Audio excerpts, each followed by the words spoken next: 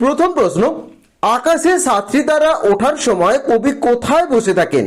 এটির উত্তর, কবি জীবনানন্দ দাশ আকাশে সাতটি তারা উঠলে ঘাসের ওপর বসে সন্ধ্যার রূপ দেখেন। এর পরের প্রশ্ন 2 নাম্বার, কামরাঙা লাল মেঘের ডুবে যাওয়াকে কবি কিসের সঙ্গে তুলনা করেছেন?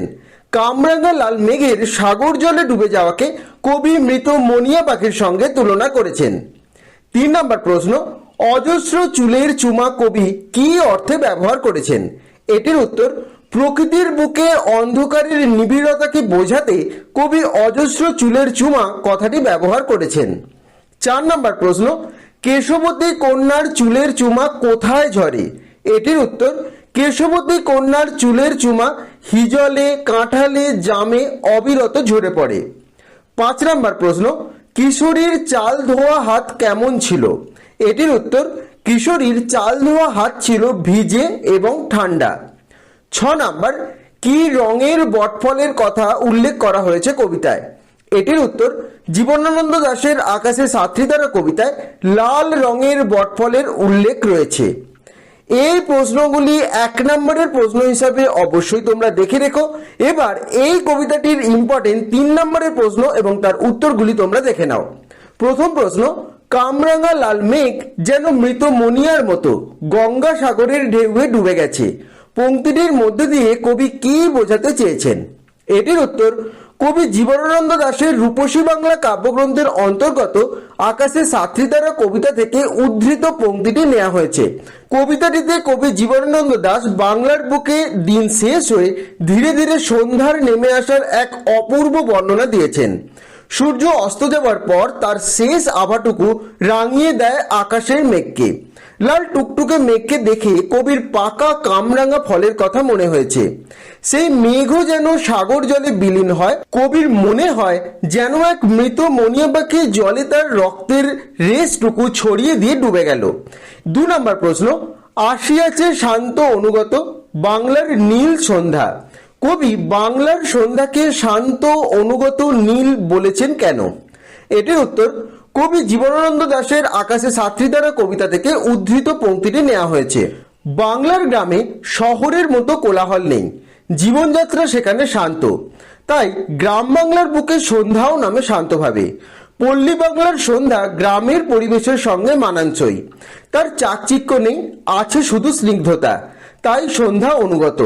সন্ধ্যায় অন্ধকার আর দিনের আলো মিশে যে আলো আঁধারি পরিবেশ তৈরি করে, তার সঙ্গে গাছপালার সবুজ আভা মিলে সন্ধ্যাকে নীল করে তোলে। এর পরের প্রশ্ন, কেশবতী কন্যা যেন এসেছে আকাশে, পংক্তিটি ব্যাখ্যা করো। এটির উত্তর, উদ্ধৃত পংক্তিটি রূপসী বাংলার কবি জীবনানন্দ দাশের লেখা আকাশে সাতটি তারা কবিতা থেকে নেওয়া হয়েছে। এই কবিতায় জীবনানন্দ তার একান্ত নিজস্ব ভঙ্গিতে পল্লী বাংলার সন্ধ্যাকে বর্ণনা করেছেন। সূর্য ডুবে গেলে যখন দিনের আলো ফিকে হয়ে আসে, কবির মনে হয় যেন এক কেশবতী কন্যা এসেছে সন্ধ্যার আকাশে। তার ছড়িয়ে পড়া কালো চুলে ঘনিয়ে আসে রাতের অন্ধকার। কবির চোখে এভাবেই কাব্যিক রূপে ধরা পড়েছে পল্লী বাংলার সন্ধ্যা। এর পরের প্রশ্ন 4 নাম্বার, পৃথিবীর কোনো পথ এ কন্যারে দেখেনি কো, কবির বক্তব্য বিশ্লেষণ করো। এটির উত্তর, উদ্ধৃত পংক্তিটি জীবনানন্দ দাশের আকাশে সাতটি তারা কবিতা থেকে নেওয়া হয়েছে। কবি ঘাসের ওপর বসে পল্লী বাংলার দিন এবং রাত্রির সন্ধিক্ষণে সন্ধ্যাকে নিবিড়ভাবে উপলব্ধি করেছেন। তার মনে হয় সূর্য অস্ত যাওয়ার পরে যেন এক এলোকেশী কন্যার আবির্ভাব হয় বাংলার আকাশে। তার ছড়িয়ে পড়া চুল ছুঁয়ে নেমে আসে অন্ধকার। কবির কল্পনায় এই কন্যা আসলে সন্ধ্যাকালীন বাংলার প্রকৃতি। রূপসী বাংলার মতো সৌন্দর্য পৃথিবীর আর কোথাও নেই, তাই আর কেউ এই কন্যারে দেখেনি। 5 নম্বর প্রশ্ন, অজস্র চুলের চুমা বলতে কবি কি বুঝিয়েছেন? এটির উত্তর, উদ্ধৃত পংক্তিটি কবি জীবনানন্দ দাশের আকাশে সাতটি তারা কবিতা থেকে নেওয়া হয়েছে। কবিতাটিতে জীবনানন্দ দাশের কল্পনা প্রবঞ্চকে ধরা পড়েছে পল্লী বাংলার সন্ধ্যার অপরূপ সৌন্দর্য। তার মনে হয় সূর্য অস্ত যাওয়ার পরে যেন এক রূপসী এলোকেশী মেয়ে দেখা যায় বাংলার আকাশে। আকাশ থেকে তার ছড়িয়ে পড়া কালো চুল ধীরে ধীরে অন্ধকারকে স্পর্শ করে নিয়ে আসে প্রকৃতির বুকে। হিজল, কাঁঠাল, জাম পাতার এই সোহাগ ভরা অন্ধকারের স্পর্শ যেন আসলে সেই রূপসী চুলের চুম্বন। এরপর 6 নাম্বার, এরই মাঝে বাংলার প্রাণ পংক্তিটির তাৎপর্য বিশ্লেষণ করো। এটির উত্তর, উদ্ধৃত পংক্তিটি জীবনানন্দ দাশের আকাশে সাতটি দ্বারা কবিতা থেকে নেওয়া হয়েছে। বাংলাদেশের কবি জীবনানন্দ দাশের কাছে শুধু এক ভূখণ্ড নয়, প্রাণময়ী মূর্তি। শব্দ, গন্ধ, বর্ণ, স্পর্শ দিয়ে তাকে কবি অনুভব করেছেন। আলোচ্য কবিতাটিতে তিনি বাংলার সান্ধ্যকালীন প্রকৃতির এক অপূর্ব বর্ণনা দিয়েছেন। হিজল, কাঁঠাল, বট প্রভৃতি বৃক্ষ, ধান, কলমি শাক, মুতা ঘাস, পুকুরের মাছ, কিশোর কিশোরী মেয়ে অর্থাৎ মানুষ, এই সব নিয়েই বাংলার প্রকৃতি পরিপূর্ণ হয়ে উঠেছে।